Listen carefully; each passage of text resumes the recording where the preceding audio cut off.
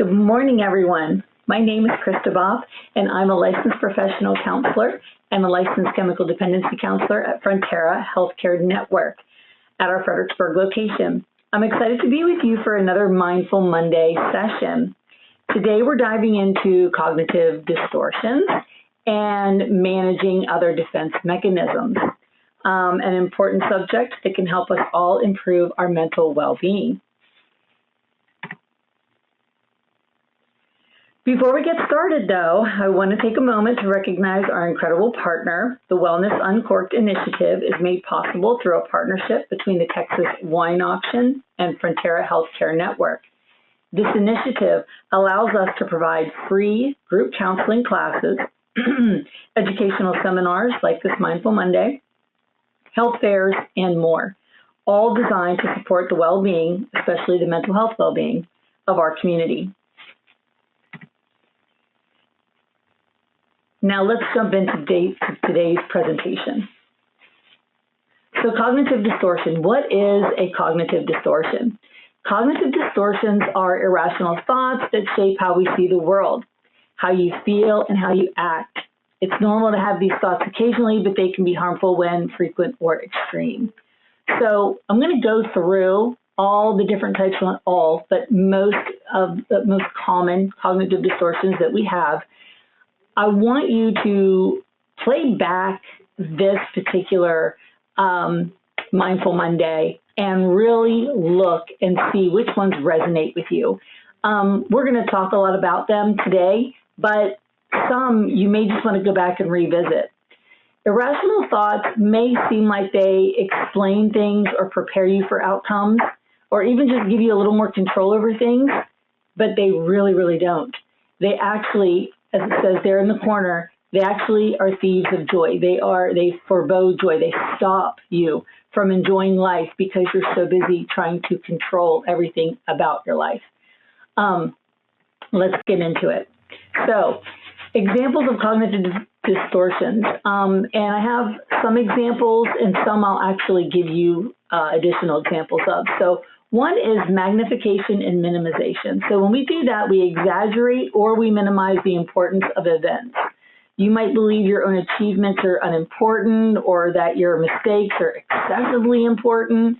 An example of this would be catastrophizing. So being a catastrophizer myself, when I realized that what I was doing was taking something and making myself go to the worst possible outcome, thinking that in preparing for that most horrible outcome, I would be not surprised if it happened.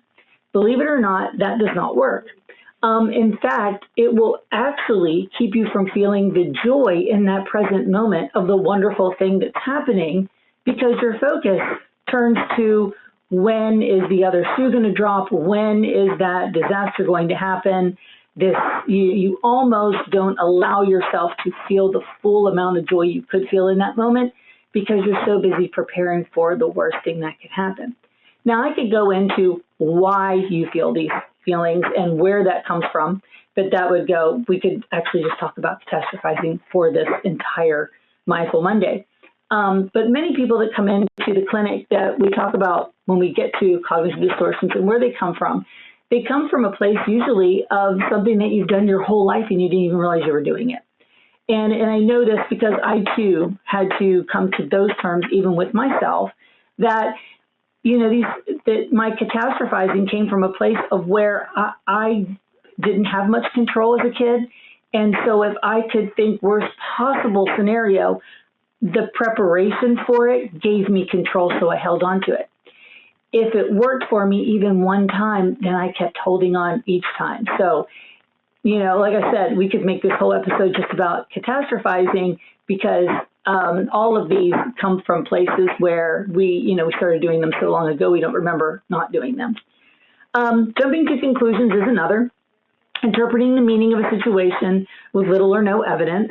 An example of this would be like mind reading, interpreting the thoughts and beliefs of others without adequate evidence. So, she or he wouldn't go on a date with me, and he or she thinks I'm ugly. And again, in an attempt to control, that is how we think, so that we can prepare for, oh, well, I knew that already. It's not a surprise. Fortune telling is another one. The expectation that a situation will turn out badly without adequate evidence. So we do this with people that we don't, well, you know, she's probably going to do this because, well, that's what people like that do. And we just assume that we know so we can control. Continuing on, some more cognitive distortions are overgeneralizing, making broad interpretations from a single or a few events. And I give you examples. I felt awkward during my job interview. I'm always so awkward, you know, just kind of lumping. I do that all the time. Magical thinking, the belief that thoughts, actions, or emotions influence unrelated situations. Well, if I hadn't hoped for something bad would happen, it wouldn't have happened. You know, it's the way I see it is, and we talk a lot about this in office here, is I think it's so easy to do things like magical thinking or fortune telling or overgeneralizing, because what it does is, again, gives us control over a situation we feel very out of control in. And I often ask people, especially with magical thinking, is, you know, if you thought your beliefs had that much power, wouldn't you just believe something else? I mean, it helps us to kind of get a grip on where does that come from and why do we think these thoughts? Because honestly, if we had that much control, wouldn't we control it for good instead of bad? So personalization is another one, the belief that you're responsible for events outside your control. So this one I love, and it's exactly what I was talking about. My mom is always upset. She'd be fine if I did more to help her. When kids say this to me, I say, well, why don't you help her and see if that changes? To be responsible for how someone else is feeling is huge. Kids think, and adults too, but I hear it a lot from my teens that, you know, well, if I would have just A, then my mom would feel B. And it was like, okay, so you have control over your mom's feelings. I mean, it would be wonderful, wouldn't it, if we could control people to actually be able to give them feelings and sustain feelings over. If that were the case, I would have created a situation where my kids were always happy and then continue to be happy their whole life. I couldn't do that, and I can't do that now. And that's the part where you have to let go of the distortion, because you just don't have that much control. And as much as you want to own it, yeah, you might be responsible for something. Maybe you said something mean to your mom and that upset her. Okay, well, then that you can control. But if she continues to feel badly, no matter what you did, that you can't control. And that's the part where we have to sort of disconnect from the cognitive distortion. Emotional reasoning, same. The assumption that emotions reflect the way things really are. I feel like a bad friend, therefore I am a bad friend. So just because I feel it, it is reality. And or just because I think it, it is reality. And you know, we aren't our thoughts and we aren't our feelings. Feelings tell us messages. They give us messages. Emotions, you know, we should listen to them and we should explore and investigate what they're telling us, but they aren't us. And that's where we have to sort of separate the two here. Okay, continuing on.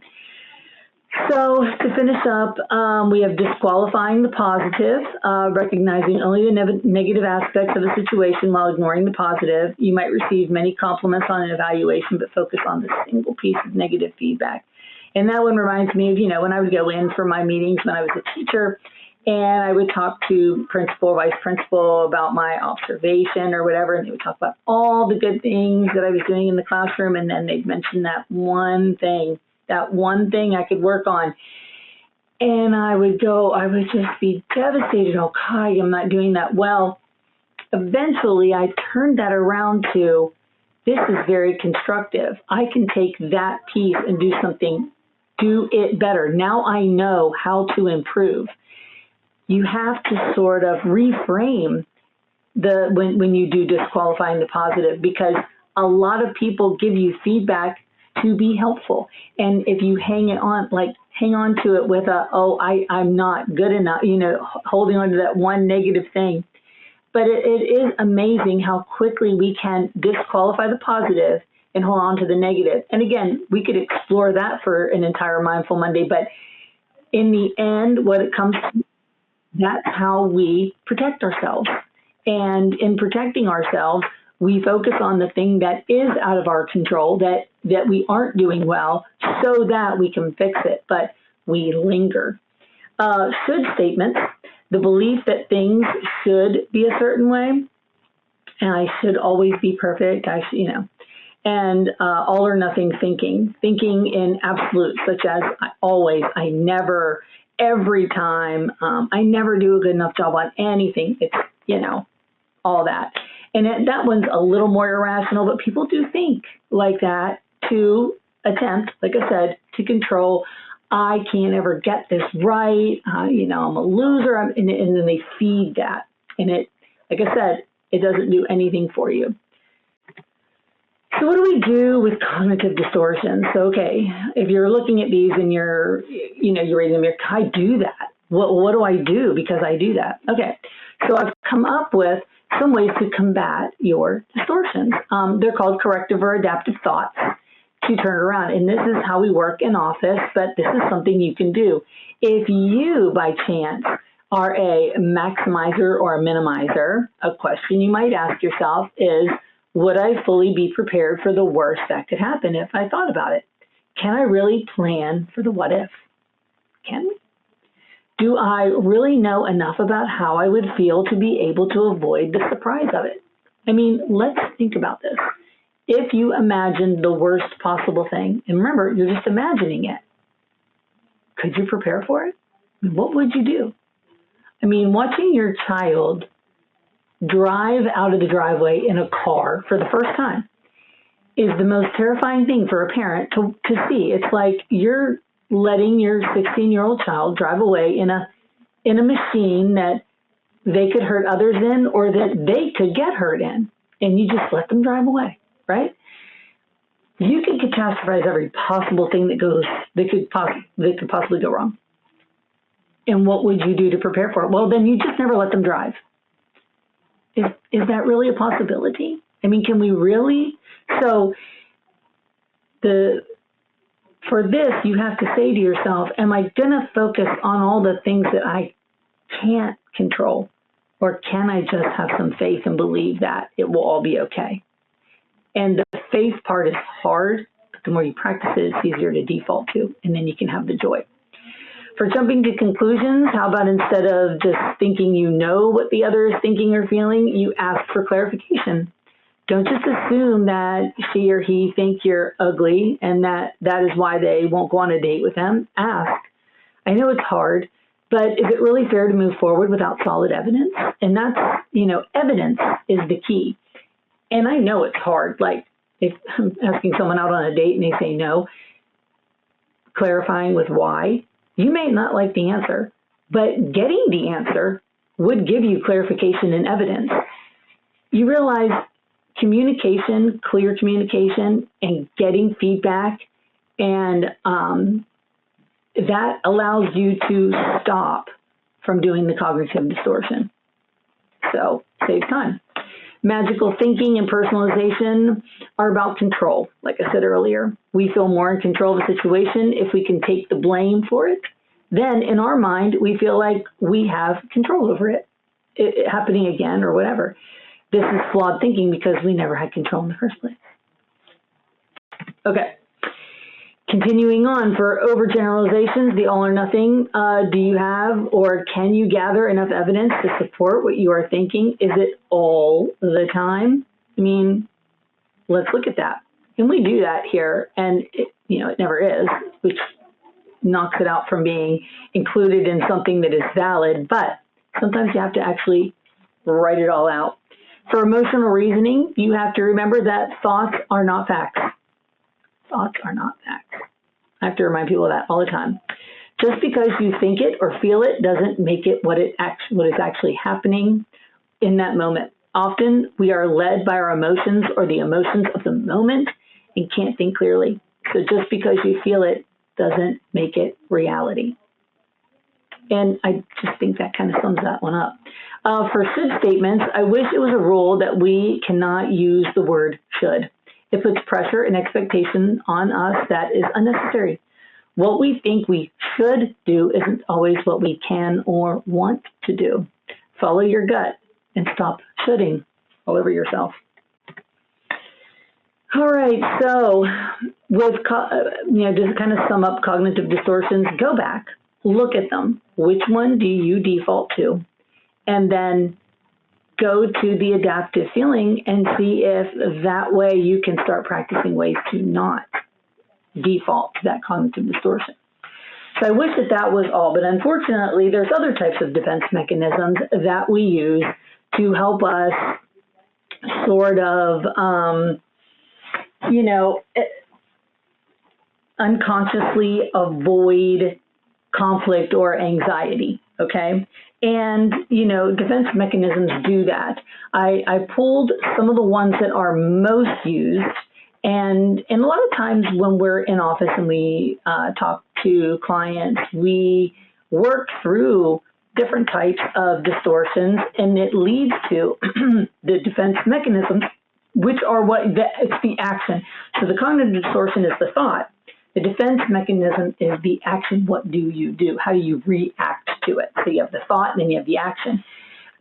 Defense mechanisms that we use that are most common, one of them is called shielding. So shielding is a way the mind may turn to protect itself from information or ideas that may at first seem scary, stressful, hurtful, painful, or uncomfortable to acknowledge or even think about as true. So what does that look like?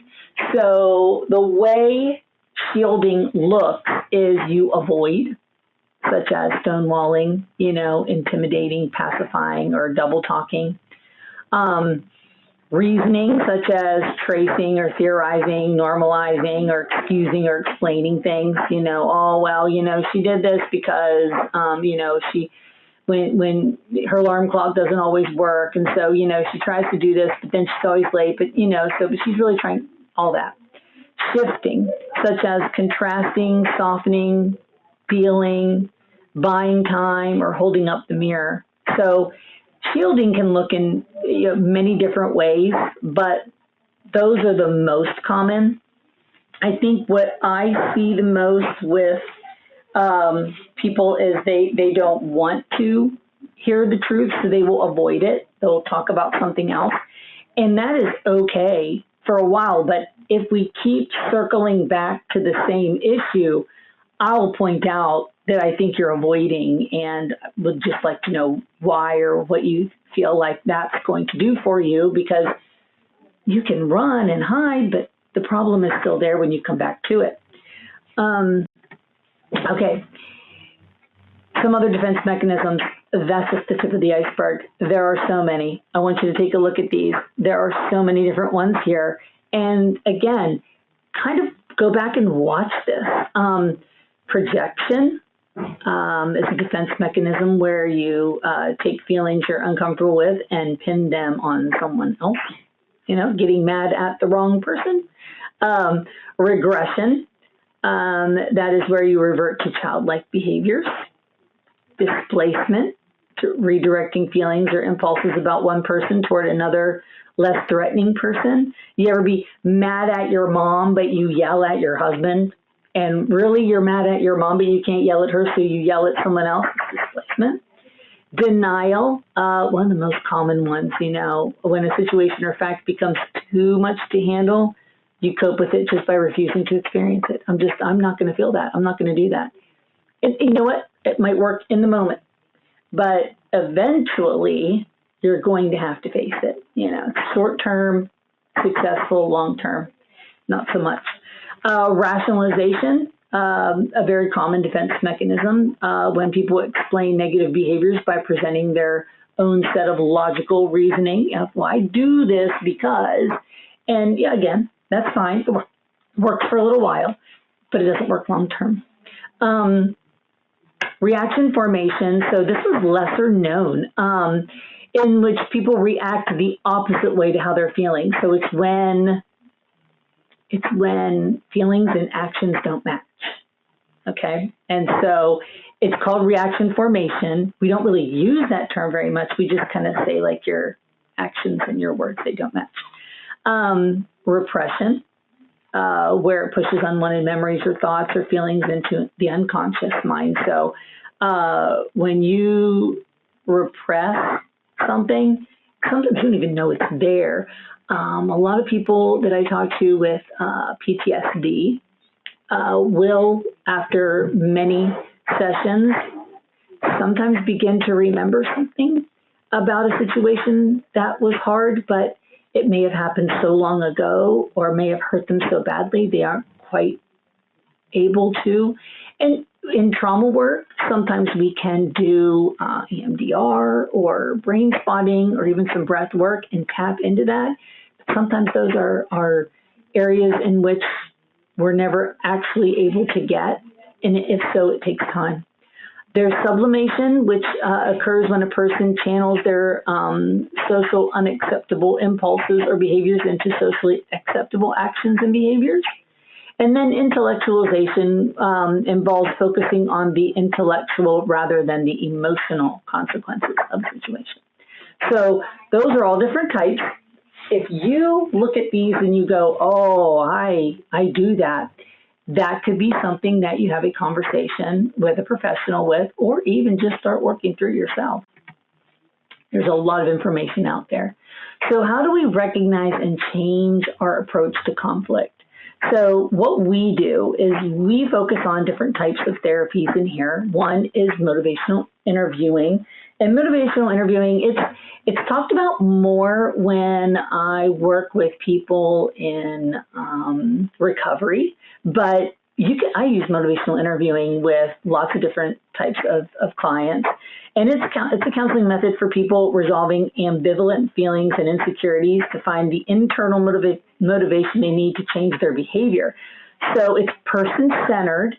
And I ask open-ended questions. I do some affirming, reflective listening, summarization, and informing and advising. Another type of therapy we use, and it's talked about a lot, is cognitive behavioral therapy, CBT. A lot of people say it's really an overuse, but actually it's a good default, because if we can work on our thoughts and beliefs, we can change our actions and make better habits. So it is something that, it's overused, talked about a lot, but it's actually quite effective. And I find it to be very useful, especially when working with people with a lot of depression and anxiety symptoms. And then there's schema therapy. And schema therapy isn't talked about a lot, but just to give you a little introduction, schema therapy is a type of therapy that targets schemas, a term used clinically to describe maladaptive patterns of thinking that could cause someone to engage in unhealthy thinking patterns that can lead to unhealthy behaviors, to struggle to maintain adult relationships. So the core needs in schema therapy are love and secure attachment, safety and protection, to be valued as a unique human being, the ability to play and be spontaneous, boundaries, learning right from wrong. So if you look over here, some things we work on are discovering attachment. We did a Mindful Monday a while back just on attachment theory. Attachment, I could do probably 10 Mindful Mondays just on attachment theory.